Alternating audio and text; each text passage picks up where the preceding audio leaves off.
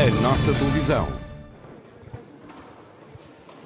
Senhor Presidente, senhoras e senhores deputados, o país vive hoje num profundo e generalizado estado de greve. Da justiça à saúde, dos estivadores aos bombeiros, da educação aos transportes, das forças de segurança aos guardas prisionais. Todas elas são o sinal do colapso do Estado, como prestador de serviços, como acionista e como empregador. Este governo já não serve os portugueses, o que não espanta. Este governo não foi a primeira escolha das urnas, é uma escolha do PS, do Partido Comunista Português, do Bloco de Esquerda e do Partido Ecologista aos Verdes. Mas agora o problema já não é da legitimidade, é sobretudo de capacidade. As infraestruturas públicas, dia após dia, estão a colapsar. Um colapso anunciado, porque nesta área a governação exige competência, rigor, concertação e escolhas difíceis. Tudo o que este governo não demonstrou. A maioria dos seus responsáveis não se pode queixar com o desconhecimento, pois são os mesmos que estão na origem do problema. A dívida escondida do PS, que foi recuperada pelo governo PSD-CDS. Na altura, o PS, enquanto maior partido da oposição, até contribuiu para a elaboração do PETI 3+, Plano Estratégico de Transportes e Infraestruturas 2014. O PS criou o problema, mas conhecia e concordou com as soluções. Bem sei que se preparam para atribuir a culpa ao governo anterior, ignorando os verdadeiros responsáveis, os ministros do governo José Sócrates, que conduziram o país ao maior crescimento da dívida pública de que há memória, 40,6% entre 2005 e 2011. Quem foram então os ministros e secretários de Estado responsáveis por isso? Tem nomes: António Costa, Eduardo Cabrita, Maria Manuela Leitão Marques, João Gomes Cravinho, Ana Paula Vitorino, Pedro Marques, Manuel Leitor, Augusto Silva, Vieira da Silva, entre outros. Estes não podem dizer que não sabiam, porque sabem. O memorando da Troika, aquele que foi assinado por estes senhores, impunha, em primeiro lugar, a redução do serviço público prestado por empresas do Estado, ponto 3.23 do memorando. A privatização dos CTTs, sim, ouviram bem, foram os senhores que agora estão no governo que assinaram essa determinação, tal como a privatização da REN, da EDP, da Galp, Caixa Seguros, TAP, CP Carga, para quem tiver memória curta, ponto 3.31 do memorando. O aumento do IVA na eletricidade e a liberalização de serviços postais. A racionalização da rede de transportes, ou seja, em 17 de maio de 2011, quando estes governantes assinaram o memorando, sabiam exatamente que a governação que fosse feita a partir daí iria ser alvo de forte condicionalismo da política económica. Ainda assim, é interessante fazer uma análise comparativa. Na verdade, nesse período altamente condicionado, conseguiu-se, comparando períodos idênticos, investimento público em percentagem do PIB em 2012 e 2013, 2,3%. O atual governo conseguiu investimento público em percentagem do PIB em 2016 e 2017, 1,6%, repito, 1,6% e 1,9%, respectivamente.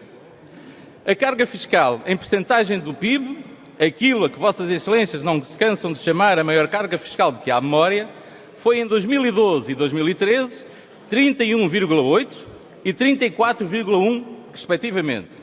Com o atual governo, em 2016 e 2017, a carga fiscal foi de 34,3% e 34,7%, respectivamente. Um absoluto recorde da geringonça. Ou seja, nunca tantos pagaram tanto para receber tão pouco. Importa, por isso, saber como é que a maior carga fiscal de sempre oferece aos portugueses os piores serviços públicos de sempre. E até o aproveitamento dos dinheiros comunitários, dos fundos que são tão importantes para o funcionamento da economia, das nossas empresas, para a qualificação dos trabalhadores, estão abaixo do que deviam. Comparando o que é comparável, vemos que 4 anos após o início do quadro, A execução das verbas está a 26,6, menos 8 pontos percentuais que em igual período do anterior quadro. Senhor Presidente, senhores e senhores deputados, as greves são apenas a face visível de uma governação falhada, de promessas não cumpridas, de um país a cair aos bocados. A geringonça falhou consigo própria e com os portugueses. O PCP, o Bloco e o Partido Ecologista aos Verdes não podem voltar a dar garantias de mais direitos e melhor serviço prestado aos portugueses. Senhores deputados, factos são factos. O que ouvimos durante o ano de 2018, reclamações contra transportes não param de aumentar, são aos milhares. Só no primeiro semestre de 2018, 7.000 utentes fizeram registro no livro de reclamações. Isso depois de um aumento de 38,9% no ano de 2017. O risco de acidentes nas linhas de comboios aumentou 85%, diz o regulador. Portos do continente em quebra de 3,8% na carga movimentada. Comboios de mercadoria de descarrilha na linha do Norte. Avaria no Alfa Pendular, só por milagre não causou um acidente maior. 2 descarrilamentos na Beira Alta e na linha da Beira Baixa. Circulação interrompida na linha do Douro devido a descarrilamentos. Ligação fluvial entre o Barreiro e Lisboa com atrasos ou supressões, como ainda ontem e hoje se viu. Circulação dos comboios retomadas após queda de catenária na linha de Cascais. E vou-me eximir de falar do material circulante da linha de Cascais. A prova do falhanço da governação da geringonça é a realidade. Esta é a realidade dos portugueses, do dia-a-dia dos portugueses. No que toca às infraestruturas, temos o Ministério mais centeno de todos, o centeno ilusionista, do embuste cativado na estratégia de prometer. Neste capítulo temos a prova que este governo do PS são verdadeiros contadores de histórias. Falo-vos da rodovia. Depois do lançamento do Programa de Valorização das Áreas Empresariais, a 7 de fevereiro de 2017, vai fazer 2 anos, muitas dessas ligações prometidas não têm qualquer desenvolvimento no terreno. Outro exemplo, o IC6. O Sr. Ministro anunciou em maio deste ano, e cito, nós temos o compromisso de elaborar a breve prazo o projeto de execução relativo à continuação do IC6 até Folhadosa. É mesmo a promessa feita em março de 2017 do investimento de 38 milhões para mais 19 quilómetros no mesmo I6. Não há qualquer desenvolvimento no terreno.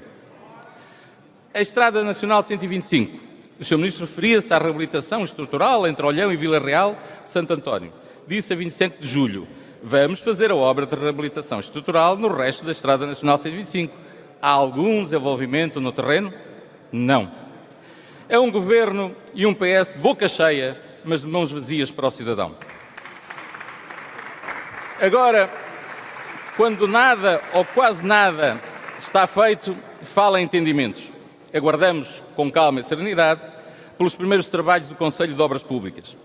Mas, ao mesmo tempo, vão enaltecendo o programa Ferrovia 2020, que deveria estar pronto, como é óbvio, em 2020. Trata-se do mesmo investimento já identificados no PET 3+. 4 anos depois, o que o Governo tem para apresentar é 5% da execução efetiva. Não é o CDS que o diz, são as infraestruturas de Portugal. Isto é verdadeiramente ser um contador de histórias. Fala-se muito, mas faz pouco. Mas se querem consensos, o CDS oferece alguns. Alguns exemplos. Linha do Oeste. O anúncio no Ferrovia 2020, ligação Melessas Caldas, com lançamento do concurso para a obra em janeiro de 2017. O problema é que afinal não foi bem assim, pois só agora, hoje mesmo, 12 de dezembro, acaba o período de consulta pública para o projeto. Linha do Douro. Anúncio Ferrovia 2020, ligação Caído de Marco de Canaveses. Conclusão da obra, prestem atenção, dezembro de 2016. Afinal, não foi bem assim, pois só o anúncio. A 26 de novembro, há o anúncio de interrupção da linha durante 3 meses seguido devido a obras. É a rive mais caricata deste governo.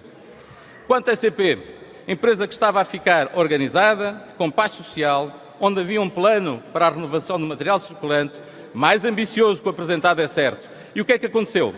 Colocou-se tudo em causa. Atrasou-se o plano e ainda se reduziu a quantidade dos comboios a adquirir. O Governo promete comboios para 2022 ou 2023.